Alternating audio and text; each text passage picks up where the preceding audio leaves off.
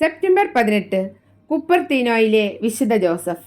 പറക്കും വിശുദ്ധൻ എന്നറിയപ്പെടുന്ന വിമാനയാത്രികരുടെയും വിദ്യാർത്ഥികളുടെയും മധ്യസ്ഥനായ കുപ്പർത്തീനോയിലെ വിശുദ്ധ ജോസഫ് നമ്മുടെ എല്ലാ സൽപ്രവൃത്തികളും നമ്മുടെയോ മറ്റുള്ളവരുടെയോ പാപങ്ങളുടെ മേൽ ദൈവത്തിൻ്റെ കരുണ ലഭിക്കുക എന്ന ലക്ഷ്യത്തോടെ ആയിരിക്കണമെന്ന് ഉത്ബോധിപ്പിച്ച വിശുദ്ധ ജോസഫ് 1603 ഇറ്റലിയിലെ കുപ്പർത്തീനോ എന്ന സ്ഥലത്ത് ഒരു ചെരുപ്പുകുത്തിയുടെ മകനായാണ് വിശുദ്ധ ജോസഫ് ജനിച്ചത്. ബെത്ലഹേമിലേക്കുള്ള യാത്രാമധ്യേ പൂർണ്ണ ഗർഭിണിയായ പരിശുദ്ധ കന്യകാമറിയം കാലിത്തൊഴുത്തിൽ ഉണ്ണിയേശുവിനെ പ്രസവിച്ചതിന് സമാനമായി ജോസഫിൻ്റെ അമ്മ അവനെ പ്രസവിച്ചത് ഒരു കുതിരാലയത്തിലായിരുന്നു. 8 വയസ്സ് മുതൽ ജോസഫിന് ദർശനങ്ങളുണ്ടായിരുന്നു. അതിനാൽ കൂട്ടുകാർ അദ്ദേഹത്തെ വാപൊളിയനും മണ്ടനുമാണെന്ന് പറഞ്ഞ് തിരസ്കരിച്ചു.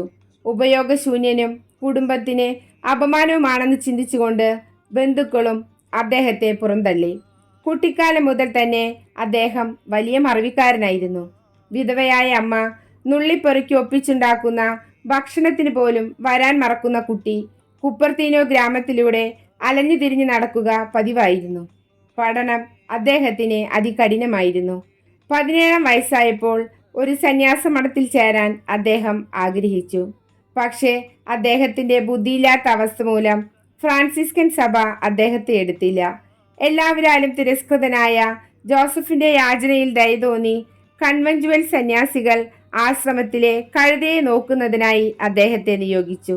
എപ്പോഴും പ്രാർത്ഥിക്കുകയും ഉപവസിക്കുകയും ദേവാലയത്തിൽ ധ്യാനത്തിൽ മുഴുകുകയും ചെയ്തിരുന്ന ആ കന്നുകാലി വളർത്തലുകാരനെ ആശ്രമ അധികാരികൾ ശ്രദ്ധിച്ചു. തൽഫലമായി അധികാരികൾ ജോസഫിനെ വൈദിക വിദ്യാർത്ഥിയാക്കി. 1628 25-ാമത്തെ വയസ്സിൽ ഒരു വൈദികനായി വാഴിച്ചു. വേണ്ടതുപോലെ വായിക്കാൻ പഠിച്ചില്ല എന്നിട്ടും ദൈവനിവേശിതമായ വിജ്ഞാനവും ഏത് ദൈവശാസ്ത്ര പ്രശ്നവും കൈകാര്യം ചെയ്യാനുള്ള കഴിവും അദ്ദേഹത്തിന് ലഭിച്ചു. പരഹൃദയജ്ഞാനവും പ്രവചനവരവും അദ്ദേഹത്തിനുണ്ടായിരുന്നു. തിരുപ്പട്ടം ലഭിച്ചപ്പോൾ മുതൽ വിശുദ്ധൻ തുടർച്ചയായി ഉന്മാദമായ അവസ്ഥയിലാകുമായിരുന്നു. വായുവിൽ കൂടി പറക്കാൻ കഴിഞ്ഞിരുന്ന അദ്ദേഹം പള്ളിയുടെ വാതിൽക്കലിൽ നിന്ന് ബലിപീഠത്തിലേക്ക് ജനക്കൂട്ടത്തിന് മുകളിലൂടെ പറക്കുന്നത് കണ്ടതായി അന്നത്തെ നിരവധി ആളുകൾ സാക്ഷ്യപ്പെടുത്തിയിട്ടുണ്ട്. ആശ്രമത്തിന് സമീപം ഉയർന്ന സ്ഥലത്ത് 3 കുരിശുകൾ സ്ഥാപിതമായിരുന്നു. അവയുടെ ദർശനത്തിൽ വായുവിലുയർന്ന് മധ്യത്തിലെ കുരിശ് ആശ്ലേഷിച്ച് ദീർഘനേരം വിശുദ്ധൻ വായുവിൽ നിൽക്കുക പതിവായിരുന്നു. ദിവ്യബലി അർപ്പിക്കുമ്പോഴും ഉയർന്നു പോവുക പതിവായിരുന്നതിനാൽ അദ്ദേഹത്തിന് അധികാരികൾ രഹസ്യ ബലിയർപ്പണമേ അനുവദിച്ചിരുന്നുള്ളൂ. അദ്ദേഹത്തിൻ്റെ ജീവിതത്തിലെ പ്രകൃത്യാതീത സംഭവങ്ങൾ കാണാൻ പലപ്പോഴും ജനം ആശ്രമത്തിൽ തിങ്ങിക്കൂടിയിരുന്നു.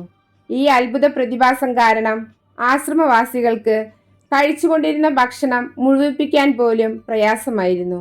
അങ്ങനെ നീണ്ട 35 വർഷത്തോളം അദ്ദേഹത്തിന് ഗായക സംഘത്തിൽ നിന്നും ഭക്ഷണശാലയിൽ നിന്നും പുറത്താക്കപ്പെട്ടവനായി ജീവിക്കേണ്ടി വന്നു. ആളുകൾ ഈ കാഴ്ച കാണാൻ തിങ്ങിക്കൂടിയിരുന്നതിനാൽ അജ്ഞാതമായ ആശ്രമങ്ങളിലേക്ക് അദ്ദേഹത്തെ മാറ്റി മാറ്റി താമസിപ്പിച്ചുകൊണ്ടിരുന്നു. 1653 ആർക്കും കാണാൻ പറ്റാത്ത വിധത്തിൽ വിശുദ്ധ ജോസഫിനെ ഓസിമോയിലുള്ള പൈറ്ററോസ കുന്നിൻപുറത്തുള്ള ഒരു കപ്പൂച്ചൻ ആശ്രമത്തിലേക്ക് മാറ്റി. അദ്ദേഹത്തെ കാണാനുള്ള അനുമതിയും നിഷേധിച്ചു.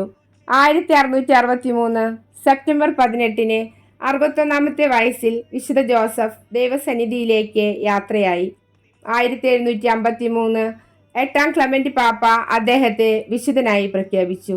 സകല അപമാനങ്ങളിലും ദ്രോഹങ്ങളിലും നിന്ന് നമ്മെ രക്ഷിച്ച് ഓരോരുത്തർക്കും അവരവരുടെ പ്രവർത്തികൾക്കുള്ള പ്രതിഫലം നൽകിക്കൊണ്ടിരിക്കുന്ന സ്വർഗസ്ഥനായ പിതാവിങ്കിലേക്ക് തിരിയാമെന്ന് ഓർമ്മപ്പെടുത്തിയ വിശുദ്ധ ജോസഫ് കുപ്പർത്തീനോ പൈലറ്റുമാർ, വിമാനയാത്രികർ, വിദ്യാർത്ഥികൾ, പഠന വൈകല്യമുള്ളവർ എന്നിവരുടെ പറക്കും സന്യാസി മധ്യസ്ഥനായി അറിയപ്പെടുന്നു. വിശുദ്ധ ജോസഫ് കുപ്പർത്തീനോ ഇവർക്കെല്ലാവർക്കും വേണ്ടി അങ്ങ് മാധ്യസ്ഥം അപേക്ഷിച്ച് പ്രാർത്ഥിക്കണമേ.